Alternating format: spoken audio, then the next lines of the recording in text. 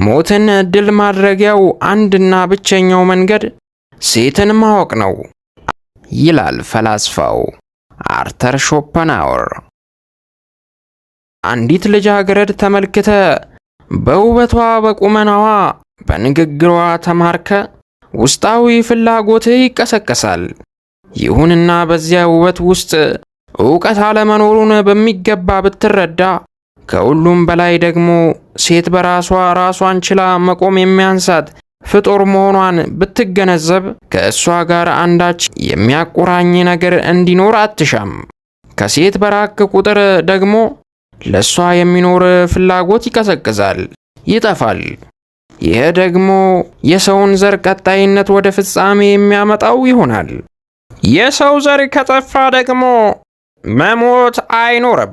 እስከ ተዋለድን ድረስ መሞታችንም እንዲሁ አይቀሬ ነውና ይለናል። ይህች ዓለም ለሚያስቡ ሰዎች ኮሜዲ፣ በስሜታቸው ለሚመሩት ግን ትራጀዲ መሆኗን የሚነግረን ሾፐንሃወር ዕውቀትን የሚያበዛ ግን ሐዘንን ይጨምራል የሚለውን የጠቢቡን ምክርም አብሮ በማከል ይሰናበታል። ከሕይወት አንድ የምትማረው ጥበብ ቢኖር መስታወት የመሆኗን እውነታ ነው።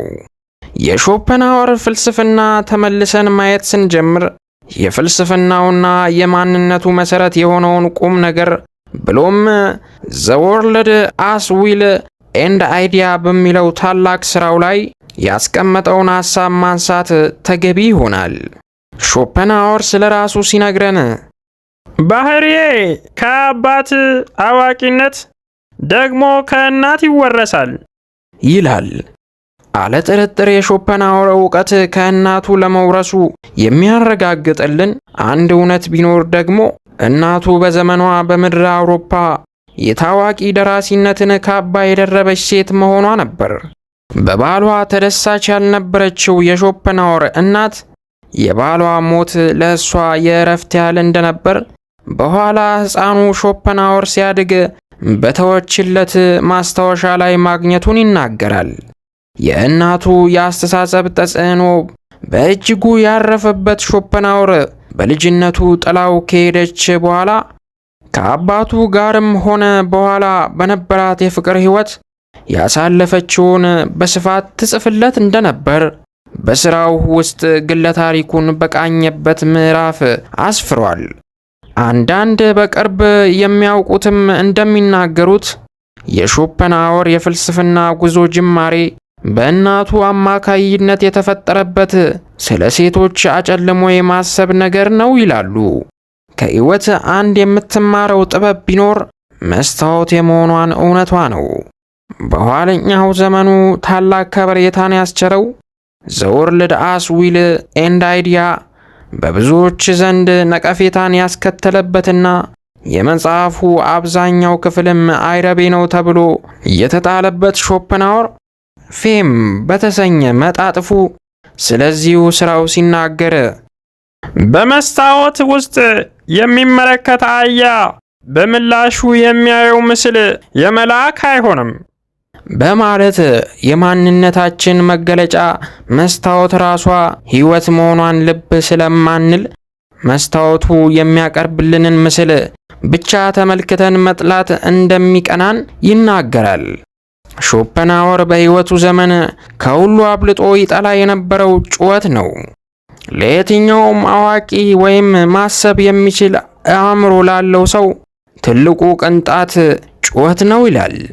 እናም የሕይወት ዘመኑ አብዛኛው ክፍል በጸጥታ የተሞላው ሾፐንሃወር ከጸጥታ ያለፈ ነገር ሁሉ ያስጨንቀው ያበሳጨውና ብሎም የጠርጣሪነት ባህሪ እንዳተረፈለት ራሱም ይመሰክር ነበር። የሾፐንሃወርን ብቸኝነት ይጋራ የነበረው ወዳጁ አትማ ነበር። አትማ በእሱና በብቸኝነቱ መካከል አንዳንዴ የሚከሰት ፍጡር በመሆኑም የዓለም ነፍስ ይለዋል። በዓለም ላይ በብቸኝነት ከመኖሩ ባሻገር ነፍስ ያለው ተንቀሳቃሽ ፍጡር የሚያውቀውና ትርጉም የሚሰጠውም እሱ በመሆኑ መሰለኝ። አትማ ማለት በብርሃሚን ቋንቋ የዓለም ነፍስ እንደማለት አድርገን እንወስደዋለን።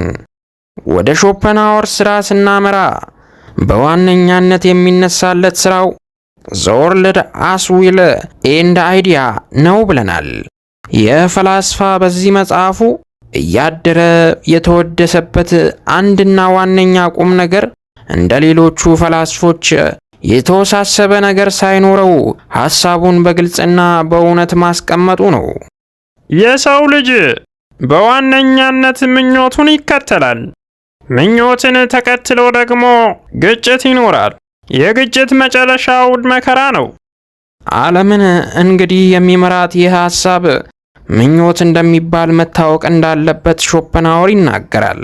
ፍልስፍና በአንድ በኩል የፖለቲካ ዓላማን ማስፈጸሚያ አድርገው ሲጠቀሙባት፣ በሌላ በኩል ደግሞ የገንዘብ ማግኛ መሳሪያቸው እንደ ሶፊስቶች ሆና መኖሯ የሚከነክነው ሾፐንሃወር ፍልስፍናም ሆነች ተከታዮቿ ሊከተሉ የሚገባቸው ብቸኛዋ ነገር ብትኖር እውነት የሚሏትን ዕንቁ ነው ይለናል።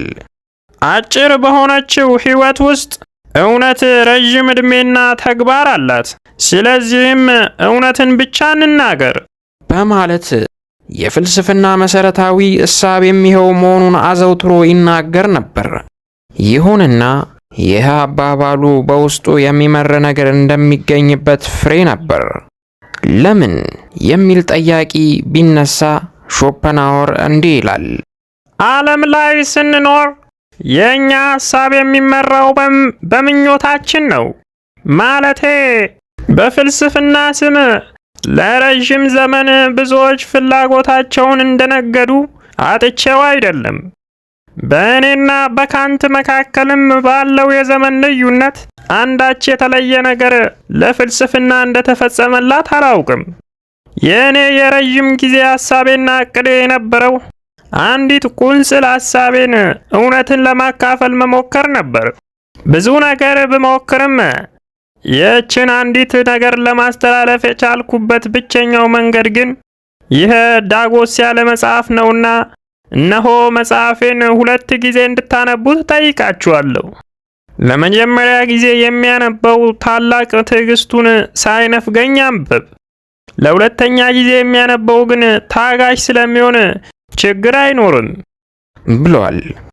ለመሆኑ የሾፐንሃወር የመጽሐፉ ዋነኛ ሐሳብ ማጠንጠኛው ምንድን ነው? መጽሐፉ የሚጀምረው ይህ ዓለም የእኔ ሐሳብ ነው ይላል።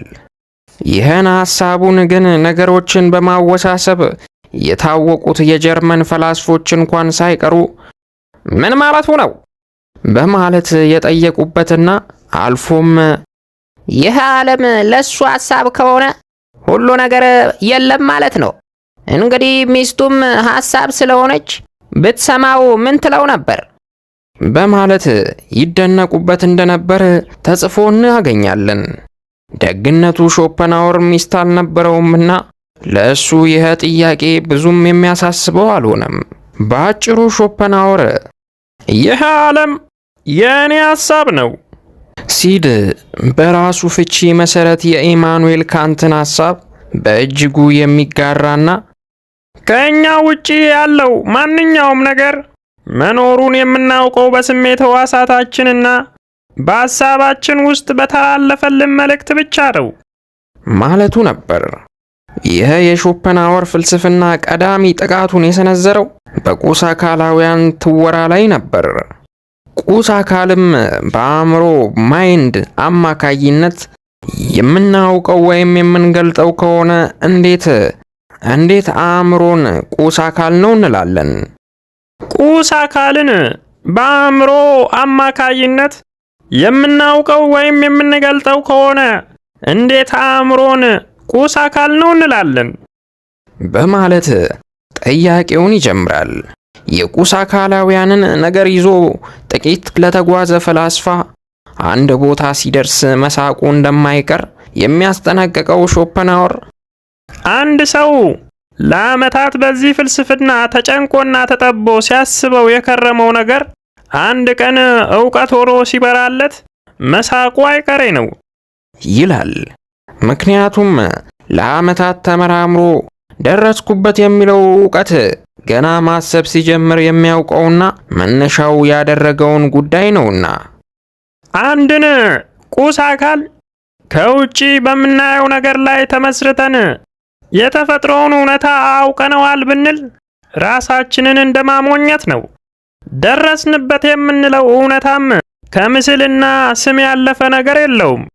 በአጭሩ ነገሮችን ከውጭ ባለው ገጽታ በአይናችን ስለተመለከትናቸው ወይም በእጃችን ስለነካናቸው አወቅናቸው የሚል ድፍረት ባይወጣንስ? በማለት ሾፐንሃወር ይመክራል።